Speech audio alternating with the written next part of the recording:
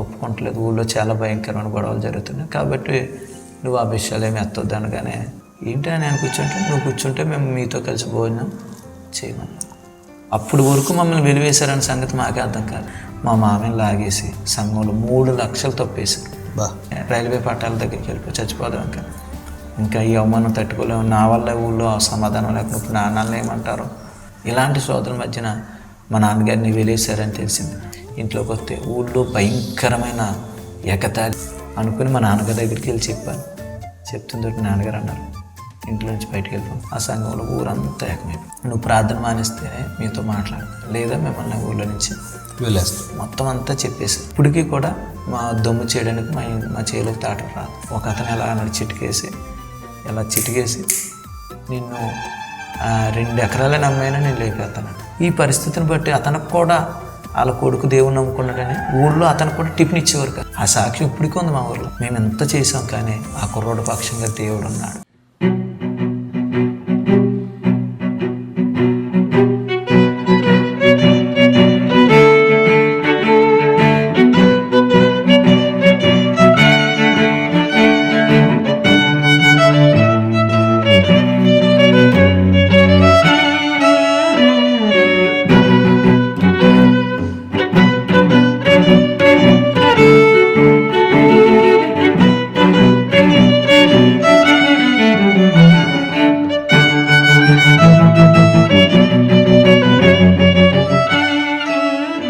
ప్రభువైన యేసుక్రీస్తు నామమునకు మహిమ ఘనత ప్రభావం కలుగునుగాక. మరొక మంచి సాక్ష్యంతో మీ ముందుకు రావడానికి దేవుడు నాకు చూపిన కృపను బట్టి దేవాతి దేవునికి వందనాలు స్తోత్రాలు చెల్లిస్తూ ఉన్నాను. మనం ఇప్పుడు పశ్చిమ గోదావరి జిల్లా పెనుమంట్ర మండలం కొయ్యేటిపాడు గ్రామంలో, అంటే ఆ గ్రామానికి సంబంధించిన సహోదరుడు వారితో ఇప్పుడు మనం ఉన్నాం. నిజంగా యవ్వన కాలంలో దేవుని కోసం నిలబడటం అంటే మరి ఈ సహోదరుడి సాక్ష్యం ద్వారా మనం తెలుసుకోవచ్చు. ఎందుకంటే ఆ గ్రామంలో అన్య జనాంగం నుంచి దేవుణ్ణి విశ్వసించాడని ఎన్నో బాధలు, ఇప్పటికీ కూడా ఆ గ్రామంలో గ్రామ ప్రజలు వీరితో మాట్లాడరు, గ్రామ బహిష్కరణ చేశారు. ఇంకా చెప్పాలంటే వీరికి అక్కడ ఎవరైనా చనిపోతే వీరి కుటుంబంలో నుండి సమాధి చేయడానికి దాదాపు 30 కిలోమీటర్లు వెళ్ళవలసిన పరిస్థితి. ఎందుకంటే ఆ ఊర్లో సమాధి వీరిని చేయనివ్వరు.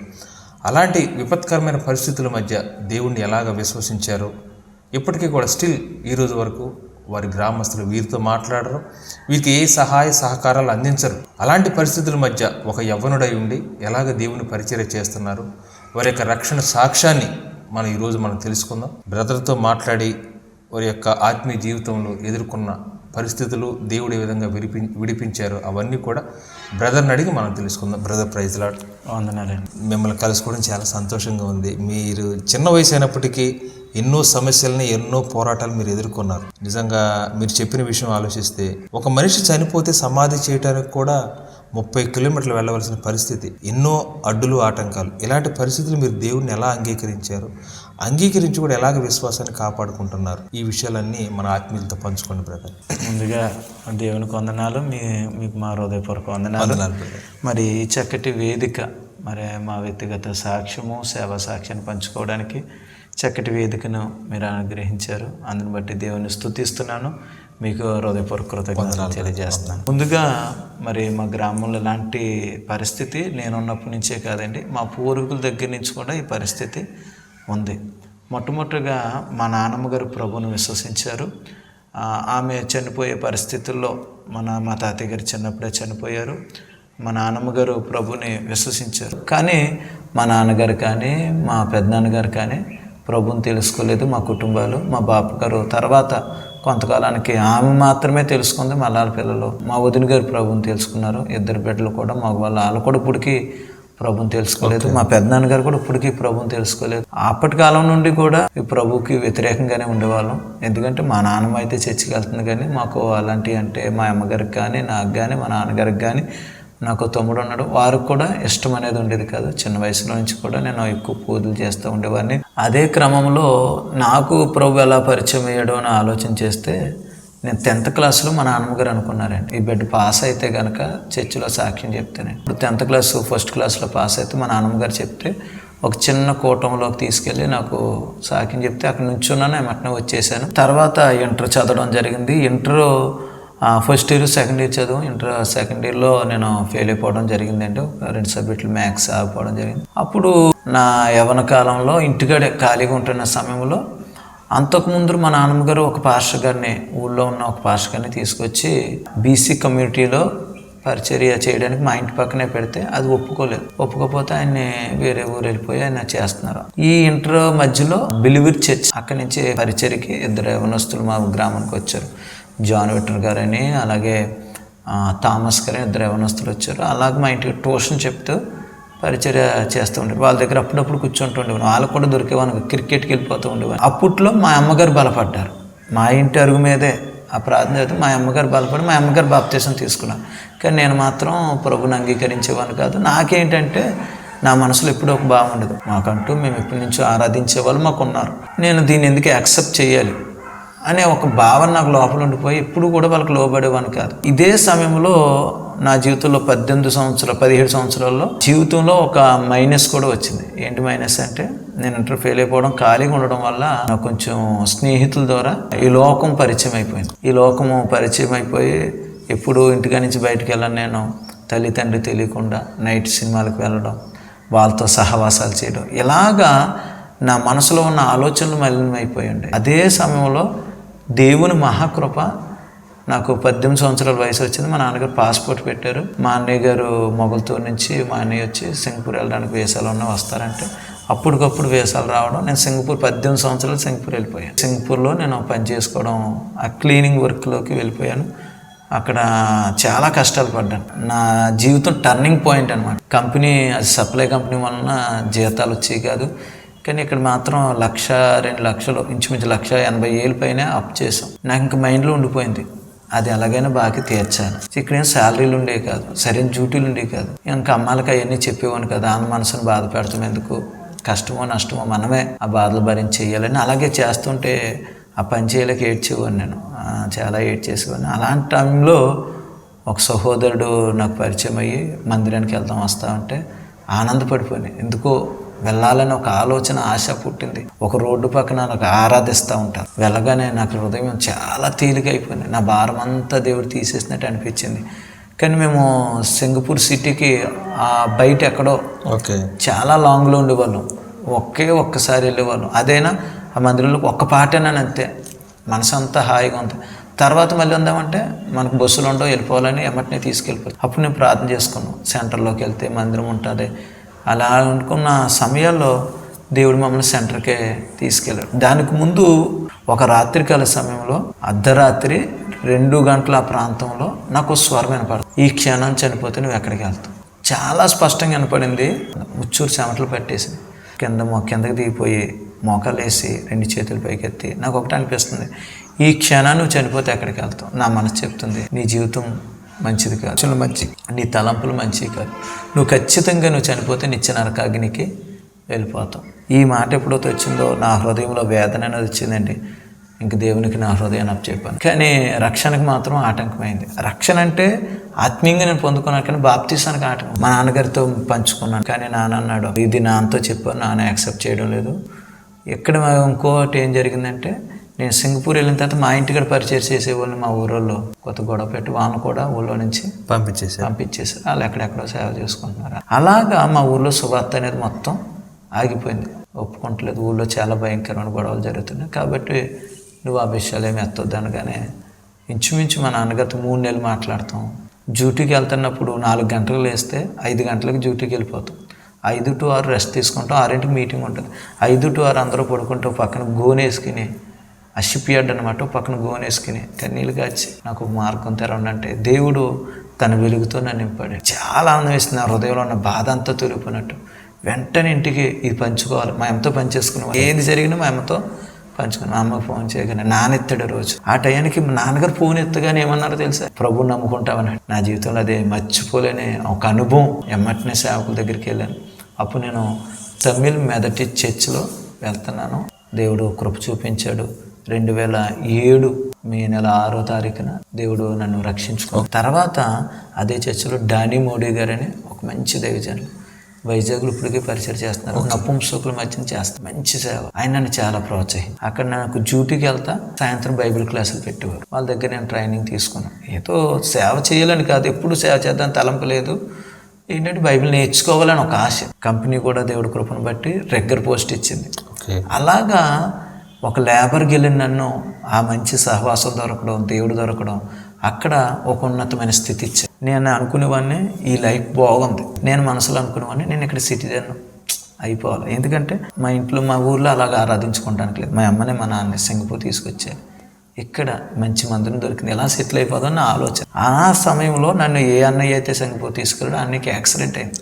ఎదర ఆ లారీలో మా అన్నయ్య కూర్చున్న పాటు మొత్తం నలిగిపోయింది. కింద లారీ కింద 3 చచ్చిపోయారు, స్పాట్ డెడ్. సింగపూర్లో భయంకరమైన యాక్సిడెంట్ అయింది. అప్పుడు సింగపూర్లో చర్చి చెప్తే 3 రోజులు చనిపోతాడు అనుకున్న వ్యక్తి ప్రార్థన చేసాం, దేవుడు బ్రతికించాడు. కానీ కంపెనీ సపోర్ట్ చేయలేదు. కుట్లు వేశారు అంతే. మరుసటి రోజు ఇండియాకి టికెట్ తీసేసి బాడీ అంతా, ఈ పాట్ అంతా రాడ్లు, ప్లేట్లు రాడ్లు, అంత బాడీ అంత. అలాంటి వ్యక్తికి ఇలా చేసేస్తే ఇప్పుడు ఎలాగెళ్తాడు? వెళ్ళడానికి అవకాశాలు లేవు. ఎందుకంటే ఒక వ్యక్తి సాయం చేయాలి. నేను అన్నాను, నాన్న ఇది పరిస్థితి, మా కజిన్ అనమాట, ఇది పరిస్థితి.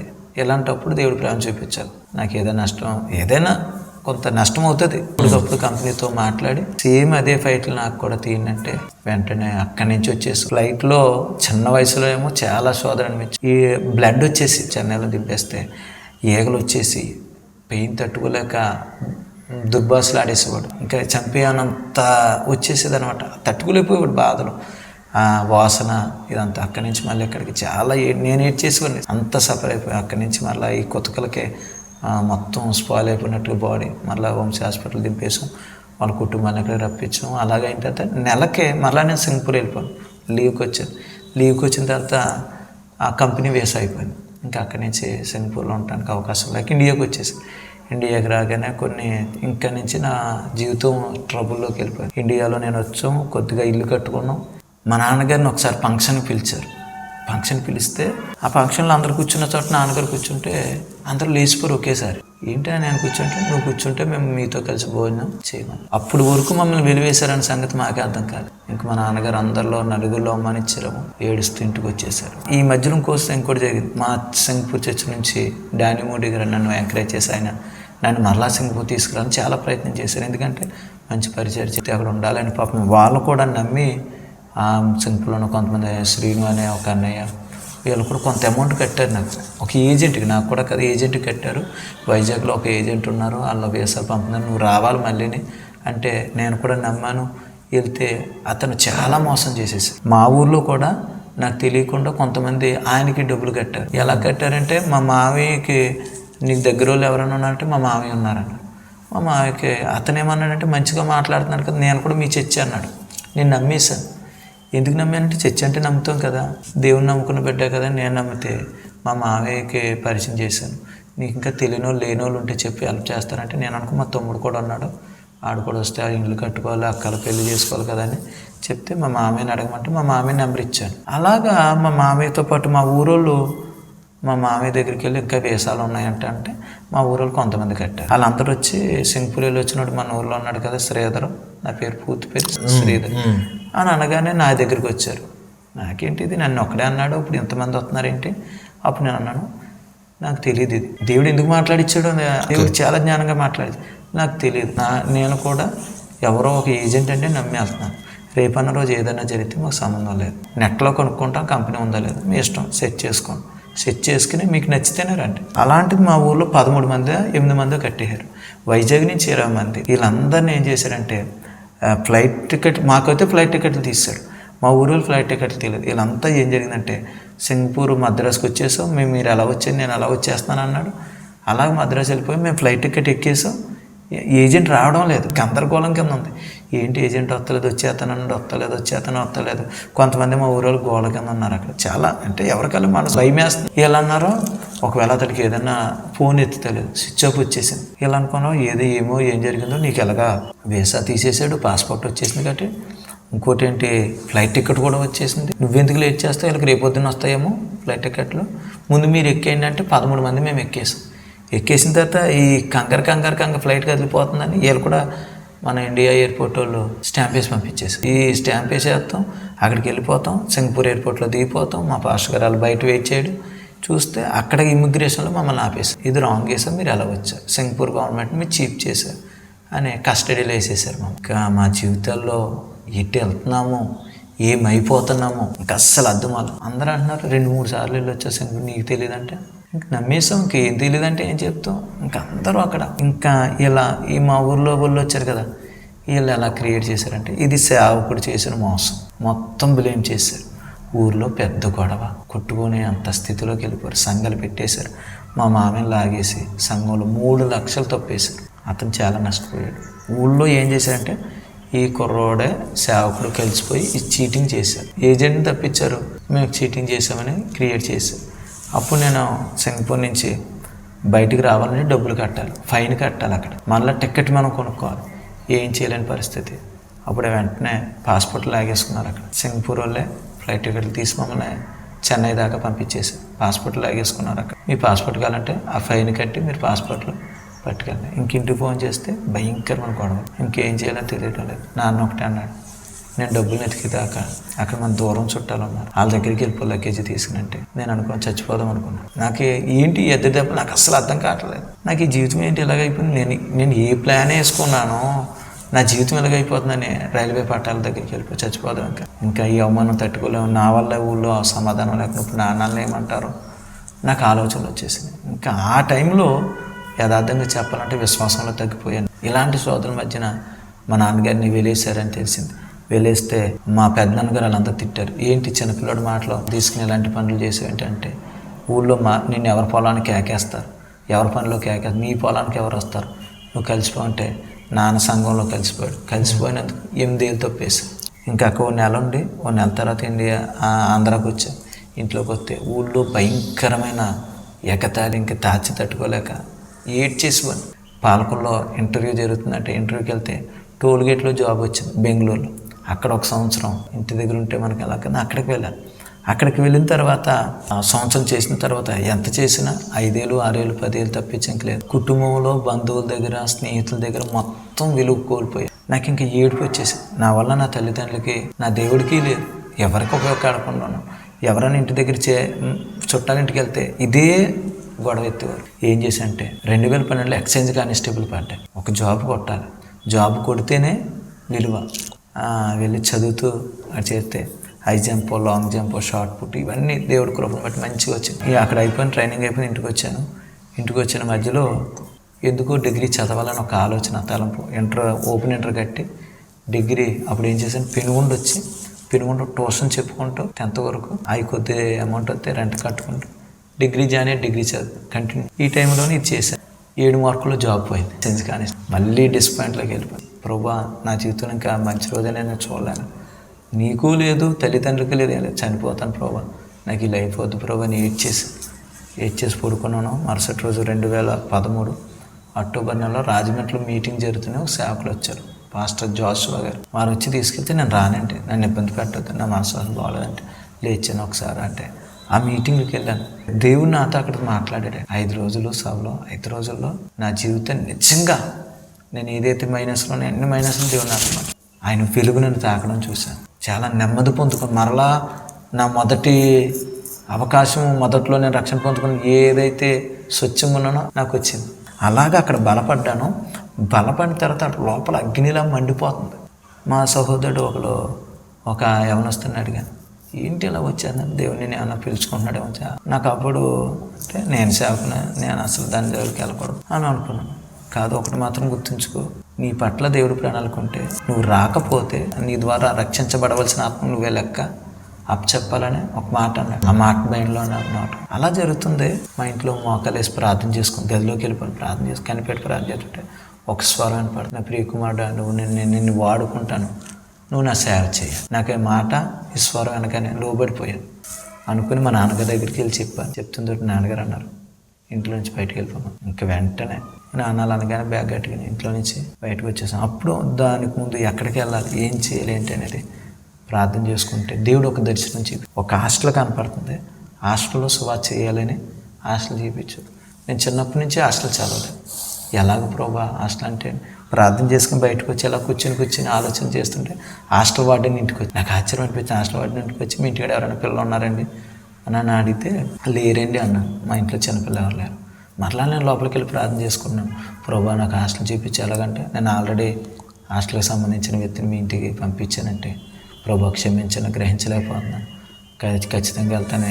మరలా బయటకు వచ్చి ప్రార్థన చేసుకుని ఆలోచిస్తున్నాను. 2 పిల్లలు ఆడుకుంటాను కనపడ్డారు, మా పెద్దమ్మ గారి పిల్లలు. వాళ్ళ దగ్గరికి వెళ్ళి నేను మిమ్మల్ని హాస్టల్లో జాయిన్ చేస్తాను, పెనుగొండలో హాస్టల్ ఎక్కడ ఉందో కనుక్కొని వాళ్ళని హాస్టల్లో జాయిన్ చేసి అలాగే హాస్టల్ పరిచర్య మొదలుపెట్టాను. అలా పెనుగొండ వచ్చి రెంట్కి రూమ్ తీసుకొని పెనుగొండ, మాటేరు, ఆచంట అవతల వీరవాసనంలో ఒక చిన్న సైకిల్ ఉండేది, సైకిల్ వేసుకుని అలాగే తిరిగేసేవాడిని. కరపత్రికలు రాశాను. ఇలాగా 4-5 పత్రికలు చేసా. అయ్యే ఇంకా భీమవరం అని, పాలకొల్లని, ఈ చుట్టుపక్కలని, తొనుకని, నర్సాపురం అని, ఎక్కడ పరీక్షలు జరిగితే అక్కడ యవనస్తులు ఎక్కువ మంది వస్తారు కదా, చాలా సెంటర్ల నుంచి ఒక సెంటర్కి వస్తారు. వాళ్ళందరికీ చిన్న టిఫిన్ కర్ర, ఉప్మా కానీ పులిహోర కానీ తీసుకుని నాతో పాటు ఒక యవనస్తుని తీసుకుని వెళ్ళిపోయి వాళ్ళ దగ్గరికి సువార్త పంచిపెట్టుకుని అలాగా స్టార్ట్ చేసిన పరిచయం 2013లో స్టార్ట్ చేశాను. దేవుడు అద్భుతం చేశాడు. ఆ యవన బిడ్డలు కన్నీళ్ళు కాచేసేవారు, ఏడ్చేసేవారు. ఇలా చేస్తూనే మా గ్రామంలో కొంతమంది యవనస్తుల్ని నాకు దగ్గరికి వచ్చేవారు, దేవుడిని నడిపించేవారు. పరీక్షలో ఫెయిల్ అయిపోమన్నాయి అంటే వాళ్ళ వెనకాల వెళ్ళి సార్తో మాట్లాడి, మా తమ్ముడేనండి, ఆ బిడ్డను కొత్త ఈసారి నేను చదివిస్తానండి అని చెప్పి వాళ్ళకి ఏదో అయితే వీళ్ళకి భయం వేస్తే వీళ్ళు నా దగ్గర పెట్టుకుని రూమ్ ఉండేది కదండి, చదువు చెప్పి దాంతోపాటు వేసే ప్రేమ చెప్తే వాడు రక్షణ పొందుకునేవాడు. ఎలా చెప్తే మా ఊర్లో పెద్ద పెద్ద గొడవలు, మా ఇంటికి వెళ్ళిపోయి అది మా పిల్లల్ని మాతో మార్చేశాడు. పెద్ద పెద్ద గొడవలు పెట్టేసుకుని నేను దారంటే వెళ్తుంటే ఒక అతను కాలర్ పెట్టేసుకుని చంపేస్తానని అని అంటే ఒక యవనస్తుడు, చదువుకునే యవనస్తుడే, ఒక అన్నదిని వెళ్తుంటే గొడవలు తీసేశాడు. ఎలా గొడవలే, కత్తి పెట్టేసుకుని నిన్ను ఈరోజు నరికేస్తాను, నువ్వు ఎక్కడికి వెళ్తావు, నీకు మత పిచ్చి పెట్టేసుకుని ఎవరో ఏదో నీకు డబ్బు ఇచ్చి ఉంటారు అందుకనే ఇలా మార్చేస్తాను. నేను అన్నాను, నాకు మత పిచ్చి పెట్టలేదు, మంచి మార్గం దేవుడు నాకు చూపించాడు, నన్ను ఎవరో ప్రలోభ పెడతలేదు. నేను తెలుసుకున్నాను, మీకు అర్థమయ్యే రోజు మీకు అర్థమవుతుంది. అంటే నీకు మెంటలు వచ్చేసింది, నేను ఎవడో మార్చలేడు అని వెళ్ళిపోయాడు. ఇంకా వాళ్ళే కదండి, మా సంఘంలో ఉన్న పెద్దలు, వాళ్ళ వయసుకి నా వయసుకి సంబంధం ఉండదు. వాళ్ళు నాకు ఇంచుమించు తండ్రి వయసు, తాత వయసు, అలాంటి వాళ్ళు నన్ను ఆపేసి నీ అంతేంటో తేలిస్తాడు. ఇలాగ చాలా అలాగా వాళ్ళు పెడుతుండగానే దేవుడు అద్భుతం చేసేవాడు. ఆ ఊరిలో మొట్టమొదటి అద్భుతం, బ్రెయిన్ క్యాన్సర్ వచ్చి స్వతంత్ర హాస్పిటల్లో పెట్టారు. రాజమండ్రి స్వతంత్ర హాస్పిటల్లో క్యాన్సర్ హాస్పిటల్. అప్పటికే నాకు చాలా ఊళ్ళో చాలా వ్యతిరేకతలు ఉన్నాయి. ఆ గ్రామానికి ప్రార్థన చేయడానికి వెళ్తే ఎవరో నాకు కాపులు ఉండేవారు, ఎవరింటికి వెళ్తున్నాను ఏంటి అనేది. నాకు కోరెట్టారు, పలానా కుర్రాడు ప్రార్థన చేస్తుంటే అద్భుతాలు జరుగుతున్నాయి, దేవుడు వాడుకుంటున్నాడు అని కోరి పెడతంతో నేను వెళ్ళాను, ప్రార్థన చేశాను. అమ్మ రేపు మళ్ళీ నేను స్వతంత్ర హాస్పిటల్కి వస్తాను, ప్రార్థన చేస్తాను, దేవుడు బ్రతికిస్తాడు, మీరేం భయపడద్దు అని ప్రార్థన చేసి అక్కడికి వెళ్ళాను. అక్కడికి వెళ్ళిన తర్వాత ఇంకా రోగులు వచ్చారు, ప్రార్థన చేసి చనిపోతాను ఆమెని దేవుడు బ్రతికించాడు. దేవుడు మొట్టమొదటిది కార్యం చాలా దేవుని స్తుతించి ఆ ఒక్కటి కాదు, ఇలాంటి ఎన్నో ఇలా జరుగుతున్న సందర్భాల్లో ఊళ్ళో ఇంకా ఎక్కువైపోయింది. ఇక్కడ చేస్తున్న పరిచయంలోనే 2018లో 17లో కొయ్యేటిపాడు గ్రామంలో నేనున్న గ్రామంలోనే సేవ చేయమని దేవుడు మాట్లాడు. నేను ముందు మా గ్రామాన్ని ఎంచుకోలేదు. ఎందుకు ఎంచుకోలేదంటే దర్శనం లేకుండా సేవకాలం ఒక యవన అంటే నా మీద పెద్ద అతనే, 30 సంవత్సరాలు 40 సంవత్సరాలు ఉన్న వ్యక్తి నా పరిచయం అయితే వాళ్ళ ద్వారా ఈ ఏరియాకి శాంతినగర్, పెనుగొండ శాంతినగర్లో సువార్తకు వచ్చి అన్యుల మధ్యనే అక్కడ కూడా చాలా టార్చరే. కాంగోలు బయటకు వేసేసి ఇలా చేస్తే ఈ వీధిలోంచి బయటకు పోమంటే పోలీస్ కేసు ఎట్టేస్తారు. మరలా అక్కడ ప్రార్థన పెట్టామంటే మరలా పక్క వీధిలోకి వెళ్తాం. వాళ్ళు కూడా ఆదరించకపోతే మరలా వాళ్ళు ఒక సంవత్సరం వాళ్ళ ఇంటికి పెట్టిన తర్వాత మరలా వాళ్ళు తీసేయమంటే మరలా వేరే చోటుకి వెళ్తాం. అలాగ ఒక ముసలమ్మకు సెలెక్ట్ ఇచ్చింది. ఒక అద్భుతమండి ఆమె, నిజంగానే నా జీవితంలో అదో లైఫ్ టర్నింగ్ పాయింట్. ఏంటంటే ఒక ముసలమ్మకి ఒకసారి ఎప్పుడు మా ప్రార్థనకు వచ్చిందో తెలియదు, రోడ్డు మీద నేను వెళ్తున్నాను, ఒక ముస్లిం బస్సులో దిగుతూ పడిపోయింది, రక్తమే అయిపోయింది, ఒళ్ళంతా రక్తం, అందరూ చూస్తున్నాగా ఏం రక్తాలు. నేను అనిపించిందంటే ఎవరైనా ఒకటే కదా దేవుడు చాలని అక్కడికి వెళ్ళి ఆమెను ఎత్తుకుని తీసుకెళ్ళి మీ ఇల్లు ఎక్కడంటే పలానా చోట అంది, ఆమెకు వైద్యం చేయించి డబ్బులు ఏమనంటే లేదండి ఆయన మా ఫ్యామిలీ డాక్టర్ అంది. అలాగే ఆమెకి నాకు తోచినంత నేను చేయవలసి చేశాను. కానీ ఆ ఇంటికాడ ప్రార్థన పెడతానని ఇప్పుడు అనుకో, వీళ్ళందరూ వెళ్ళిపోయిన తర్వాత ఆ ముసలం ప్రార్థనకు వచ్చింది. అమ్మ ఎంతమంది గెంటేసినా మాది చిన్న పక్కన డ్రైనేజ్ ఉంటుంది, ఇంతే అరుగు ఉంటుంది, మీకు ఏమన్నా నచ్చితే అక్కడ పెట్టుకున్నాను. ఆ ఇంటికాడ ఇంచుమించు 3 సంవత్సరాలు ఆ అరుగు మీద ప్రార్థన. దేవుడు మహాకృప. సేవకు వచ్చిన మొదటి రోజులో కూడా ఒక అద్భుతం జరిగింది. ఆయన పేర్లు కూడా నేను చెప్పాలి. సేవకు వచ్చిన మొదట్లో మా ఊరి నుంచి వచ్చేసిన తర్వాత ఓ రెంట్కి తీసుకున్నాను కదండి. ఆ రెంట్కి తీసుకున్న గదిలో 1 వారం ప్రార్థన జరిగింది. దేవుడు అభిషేకంతో వాడుకున్నాడు. అది జరిగింది. 2వ వారం వచ్చేటాడికి ఆ ఇంటి ఓనర్ మా కొండలన్నీ బయట వేసేసి అర్జెంట్ ఖాళీ చేసాం. షాక్ అయిపోయాం. ఒక ఊరు, మన ఊరు కాదు, పిల్లలు 5 7 యవనస్తులు. ఏం చేయాలో తెలియదు. అర్ధరాత్రి అయిపోతుంది. అప్పుడు నేను అన్నా, యవనస్తులు మీరు పక్కకి వెళ్ళి దేవుని స్తుతించండి. ఖచ్చితంగా ప్రార్థన జరుగుతుంది. అవసరం రోడ్డు మీద జరిపేస్తాం, ప్రార్థన మాత్రం ఆగదు. కాకపోతే ఏంటంటే మీరు దేవుని స్తుతించనంటే ఒక అద్భుతం అండి. నా లైఫ్లో ఇది ఫస్ట్ అద్భుతం ఇంట్లోంచి బయటకు వచ్చింది. ఎలాగంటే దారంటెళ్ళి ఒక ఆయన పాస్టర్ నాకు తెలియదు, జాన్ గారు. ఆయన ఆగి ఆయన అన్నారు, అమ్మ ఏంటమ్మా ఎలా ఉన్నారని. అదండి పరిస్థితి, ఎలా ప్రార్థన చేసుకుని ఆపేశారు. మాకు ఎలా ఉంది, ఎక్కడైనా ఒక రూమ్ ఇప్పించాను ఈ రోజుకి, వచ్చే వారానికి ఎక్కడైనా మేము అనుకుంటాం. మీరు నాకు తెలుసమ్మా, నేను ఈ రోడ్డు అంటే ఎప్పుడు వెళ్ళినా మీ ప్రార్థన బయటకు వినపడేది. మీ ప్రార్థన చాలా శక్తివంతమైంది కాబట్టి మీకు ఈ రోజుకి నేను అప్పగిస్తాను. మా బావగారు ఉన్నారు, ఆయన సేవకులు. ఆయన ఇంటి పైన ఒక రేకుల షెడ్ ఉంది. అది అలాగే ఉంటుంది ఎప్పటి నుంచో. కాబట్టి పూటగా మీరు వాడుకోండి, తర్వాత ఎప్పుడైనా చూసుకుని అన్నారు. నిజంగా అక్కడికి వెళ్ళామంటే ఆ పాస్టర్ గారి పేరు నాగేశ్వరరావు గారు, వాళ్ళిద్దరు కొడుకులు. నిజంగా దేవుడు ఎంత అంటే 6 నెలలకు చెప్పామండి. తర్వాత పెనుగొండ రూమ్ దగ్గర నా హాస్టల్ పరిచయ దగ్గరికి అక్కడన్నా రూమ్ తీసుకుందామని అలాగా సేవంట జరిగింది. సొంత ఊర్లో మాత్రం దేవుడు చెప్తేనే వెళ్ళాలి, లేకపోతే వెళ్ళకూడదు అని నాది ఒక నమ్మకం. దేవుడు అప్పుడు మాట్లాడినప్పుడు 2017లో 16 చివరిలో సేవకి దేవుడు ఊర్లో అడుగు పెట్టామో లేదో ఇంటి మీదే చిన్న రూమ్ వేసుకుని ప్లాన్ చేస్తే అద్భుతాలు. ఇంకా జనము కంటిన్యూగా వచ్చేసేవారు. 50 మంది దాకా గ్యాదర్ అయిపోయారు. మంచిగా జరిగింది. 2017 జనవరి 1 మీటింగ్ జరుగుతుండగా మా ఇంటి మీటింగ్ జరుగుతుంది, స్వామిలు వచ్చేసి పెద్ద న్యూసెన్స్ చేసి స్వామిలు వచ్చి వెళ్ళిపోయారు, గొడవ చేశారు, వెళ్ళిపోయారు. 3వ తారీఖున పంచాయతీ పెట్టారు. మా నాన్నగారు నన్ను తమ్ముని. అప్పుడే ఈ మాట చెప్తూ మర్చిపో, ఇంట్లోంచి బయటకు వచ్చేసిన సంవత్సరం నాక దేవుడు నాతో మా నాన్నగారితో మాట్లాడారు. మా నాన్నగారితో దేవుడు మాట్లాడుతున్నతోటే మా నాన్నగారు ప్రభుని విశ్వసించడం. అప్పటికి నాకు స్థలాలు లేవు కదండి, అప్పటికి నేను రెంటింట్లో ఉన్నాను. అప్పుడు నాన్నగారితో దేవుడు మాట్లాడితే ఒక స్థలం పెనుగొంటలోనే ఒక చోట ఒక 2 సెంట్ల స్థలం కొని ఒక దూలపాక లాంటిది వేసి అక్కడ సేవ చేసుకొని అటు ఇటు తిరుగుతున్నావు ఏంటని అన్నారు. నాకు ఆశ్చర్యం అనిపించింది. ఇదేంటి మా నాన్న వచ్చి దూలపాకే సేవ చేసుకొని, ఇది నిజమా అవుతుందా? పోనీ మనకు తెలిసినప్పుడు నేను హాస్టల్ పరిచయం చేసుకుంటూనే అంతకుముందు మా ఊర్లో వచ్చి సేవ చేసి మానేశారని 2 యవనస్తులు వచ్చారని ఆయన దొంగరపాలెంలో సేవ చేస్తున్నారు. ఆయన నాకు పరిచయం అయ్యాడు, ఇలా సేవకు వచ్చానని తెలిసి ఆయన పరిచయం అయితే ఆయన అన్నాడు మా దాంట్లో సండే స్కూల్ నడిపించాను. అలాగా ఆయనకి సండే స్కూల్ నడిపిస్తూ ఆయన ఇంకో సేవకులు వచ్చి ఈ స్థలాన్ని ఇలా ఇచ్చారు, నాన్నగారు ఇలా మారారు, మరి ఏంటి పరిస్థితి, ఇక్కడ చేయొచ్చా చేయకూడదా అని అడిగితే ప్రార్థన చేస్తుంటే పరిశుద్ధాత్మ మీరు ఎక్కడి నుంచే నేను లేపుతున్నాను. అప్పుడు నాకు సంతోషం అనిపించింది. ఆ దూలపాకలోనే 3 2 అలాగా దేవుడు కృపను బట్టి ఇంచుమించు 20 మంది దాకా విశ్వాసం అయ్యాం. ఓకే. అప్పుడు 2017లో మేము అక్కడికి వెళ్ళాం, కోయిట్పడి వెళ్ళాం. అక్కడ కూడా సంఘం కట్టబడ్డాం. దేవుడి ద్వారాలు తీసేటడికి గొడవ వచ్చింది. 2017 జనవరి 1ని గొడవ జరిగింది. కృతజ్ఞత కూడగట్టి 3వ తారీఖుని సంఘం పెట్టారు. ఆ సంఘంలో ఊరంతా ఏకమైపోయి ఒకటే అన్నారు, నువ్వు ప్రార్థన మానేస్తేనే మీతో మాట్లాడతాం, లేదా మిమ్మల్ని ఊళ్ళో నుంచి వెళ్ళేస్తాం. మొత్తం అంతా చెప్పేశారు. నాకేం టెన్షన్, ఎందుకంటే ఆల్రెడీ ఒకసారి కలిసిపోయారు నాన్నగారు. ఇప్పుడు మా పెద్దనాన్నగారు వాళ్ళే కదా భవిష్యత్తు కోసం చెప్తున్నారు. మీ పిల్లలు ఇంట్లో ఏమీ జరగవు, మీ పనిలోకి రా, మొత్తం పక్క తీసుకెళ్తాం, మాట్లాడతాం. నేనైతే కరాఖండిగా చెప్పేశాను, మాకేమీ అక్కర్లేదు, మాకు ప్రభు కావాలి, ప్రభు కొరకే బ్రతుకుతాను. మాకు నీళ్ళు ఇవ్వకపోయినా పర్వాలేదు, సరుకులు ఇవ్వకపోయినా పర్వాలేదు, ఏమి ఇవ్వకపోయినా పర్వాలేదు, ప్రభు కొరకు బ్రతుకుతామంటే కొంతసేపు ఊగట్టాడు. అతను ఈ కుర్రోడు మాట లెక్కలేదన్న, పెద్దోడే ఇంటికి యజమాని మాట లెక్క. నా టెన్షన్ ఇంకా పెరిగిపోయింది. మా నాన్న సైడ్కి తీసుకెళ్ళేవారు, ఆలోచించుకోమనేవారు. మా నాన్నగారితో ఎన్ని మాట్లాడినా ఒకటన్నా, మా పెద్దోడు ఎలాగంటే అలాగన్నారు. నిజంగా దేవుణ్ణి స్తుతించాను. ఇలా కొన్ని నెలలు చాలా టార్చర్లు అనిపించాను. ఊళ్ళోకి పొలంలోకి ఇప్పటికీ కూడా మా దమ్ము చేయడానికి మా చేలోకి తాటలు రాదు, మా చేలోకి కూలి మనుషులు రాదు, మా చేలో కోత మిషన్ రాదు. ఇంకా అన్ని విషయాల్లో బంధు.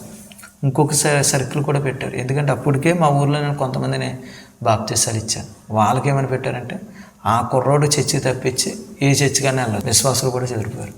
ఎంత బాధ ఉంటుందండి. చాలా బాధపడి కష్టపడి చాలామంది రక్షించి అప్పటికే చాలా మంది పరిచయం జరిగింది. ఇంకా ఊళ్ళో చర్చ పొరుగురు చర్చికి మంద పొరుగురు చర్చి ఊళ్ళోకి రావడానికి లేదు, పెనుగొండ చర్చికి రావడానికి లేదు, ఎక్కడికన్నా వెళ్ళొచ్చు. అలా కొంతమంది వెళ్ళిపోయారు. చాలా వేదన కింద బాధ కింద అనిపించింది.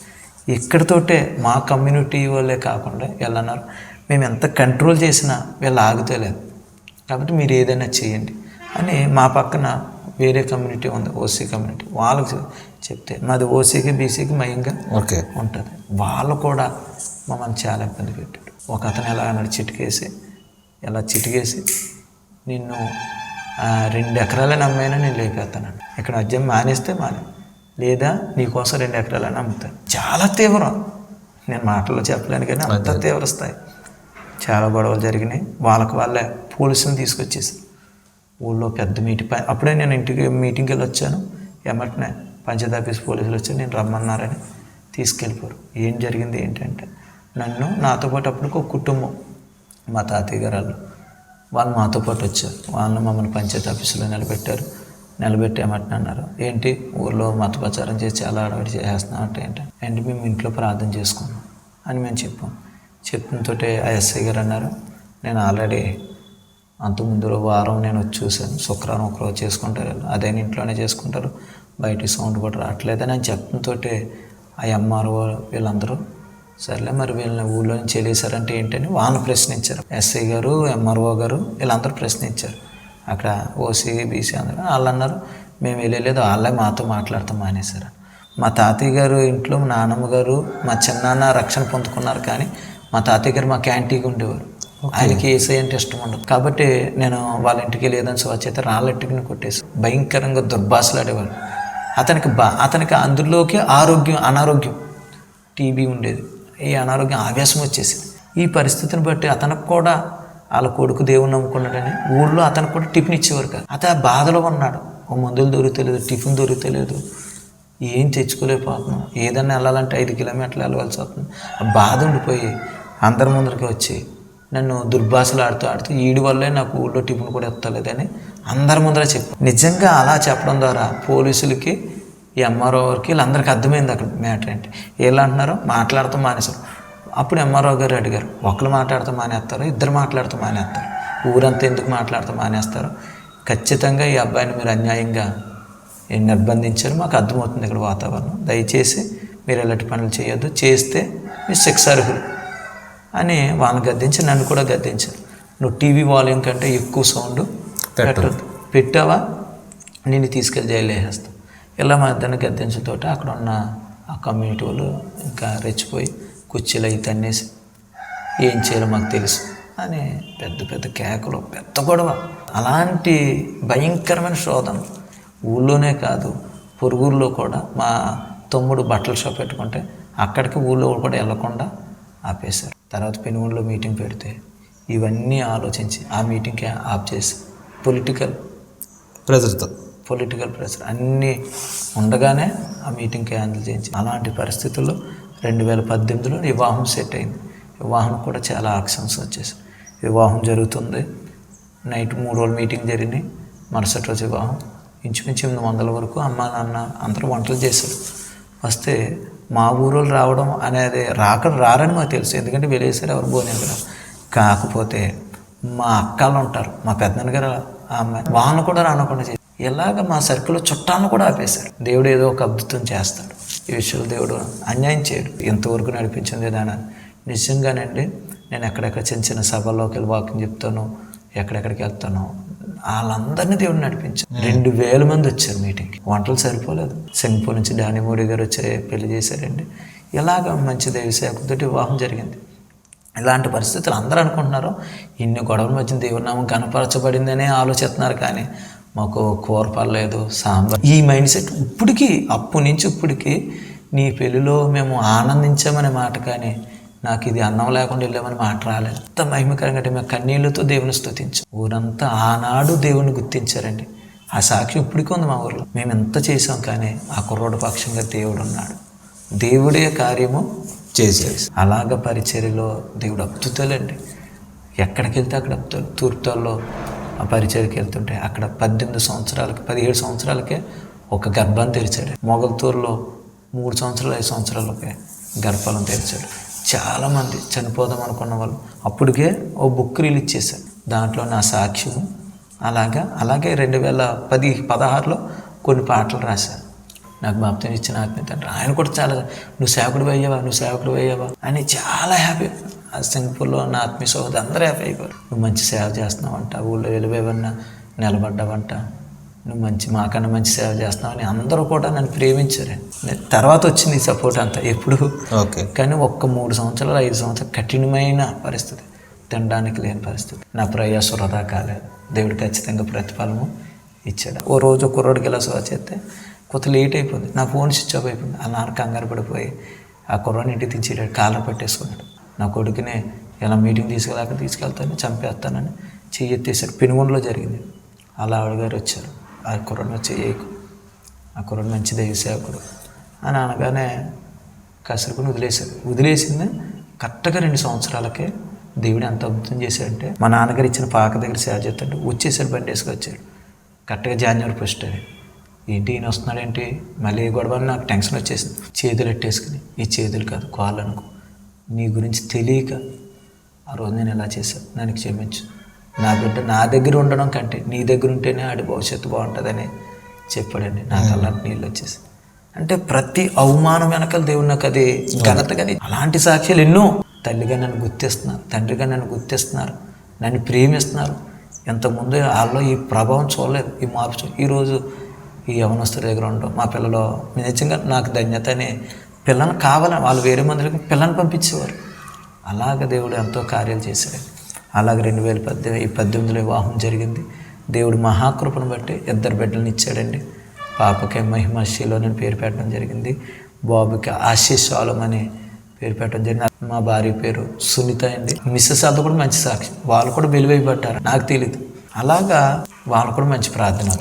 తర్వాత ఈ సేవ ఎలాగా ఉండడానికి మొదటి దేవుడి కృప, నా తల్లిదండ్రులు ప్రార్థన, సహకారం. ఇప్పటికీ కూడా నేను ధైర్యంగా చెప్పగలను, ఎవరి దగ్గర చేయి పడకుండా దేవుడు నాకు అన్నీ ఇచ్చాడు. నాకు దర్శనం ఏంటంటే అండి, ఎహెచ్కేల్ గ్రంథంలో నీవు సిద్ధపడము, నీతో ఉన్నవారిని సిద్ధపరచము, నీవు వారికి కావలై ఉండవని. అంటే దేవుడు నన్ను కొంతమంది శిష్యులను తయారు చేయమని దర్శనం ఇచ్చాడు. ఇప్పటికీ 3 ప్రాంతాల్లో మందిరాలు కట్టడానికి 3 చోట్ల పరిచర్య, ఇంకా ఆయా ప్రాంతాలు వీధి పరిచర్యలు, అలాగే పాటలు రాయడానికి దేవుడు ఒక అద్భుతం చేశాడు. అలాగా దేవుడు ఒకప్పుడు ఏదైనా మందిరం చూస్తే ఎలాంటి మందిరం ఉంటే బాగుండు అనుకునేవాడిని, ఎవరైనా పాటిస్తే బాగుండు, ఎవరైనా వాకింగ్ చెప్తే బాగుండు అనుకున్న నాకు ఈరోజు విరువుగా వాడబడ్డానికి దేవుడు టీవీ కార్యక్రమాలు 3 ఛానల్లో వాక్యం, మోక్ష మార్గం, బ్లెస్సింగ్ టీవీ, దేవతి ఛానల్లో వాక్యం చెప్పడానికి, ఆయా సభల్లో సాక్ష్యం చెప్పడానికి, వాక్యం చెప్పడానికి ఈరోజు ఎంత కృప. నేను ఇప్పటికీ నమ్ముతానని, యోగ్యత లేని నాకు యోగ్యత,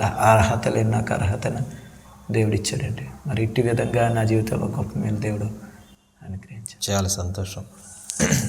చాలా సంతోషం బ్రదర్. చాలా చిన్న వయసులోనే విస్తారమైన అనుభవాలు, ఆత్మీయ అనుభవాలు, ఆత్మీయ పోరాటాలు దేవుడు మీ జీవితంలో అనుమతించి ఆ అనుభవాల్ని అనేక మంది యవ్వనస్తులకి దీవెనకరంగా మార్చారు. చాలా అద్భుతమైన పరిచర్య బ్రదర్, అద్భుతమైన సాక్ష్యం. మీలో ఈ సాక్ష్యం ఉంటున్న అనేక మంది, మీరు ఏ పరిస్థితిలో ఉన్నప్పటికీ, ఏ పోరాటాలు ఉన్నప్పటికీ దేవుడు వాటన్నిటి నుంచి విడిపించి మరలా మిమ్మల్ని స్థిరపరచడానికి శక్తి కలిగిన దేవుడని మరి సాక్ష్యం ద్వారా మీరు తెలుసుకుంటారని. బ్రదర్ మీరు మీటింగ్స్కి వెళ్తారా? పిలిస్తే మీటింగ్స్కి బ్రదర్ నెంబర్ కూడా నేను ఇస్తాను. బ్రదర్తో మీరు మాట్లాడండి, ప్రార్థన చేయించుకోండి. ఒకవేళ మీ పరిచర్యలో బ్రదర్ని వాడుకోవాలనుకుంటే నెంబర్ ఇస్తాను, మీరు మాట్లాడండి.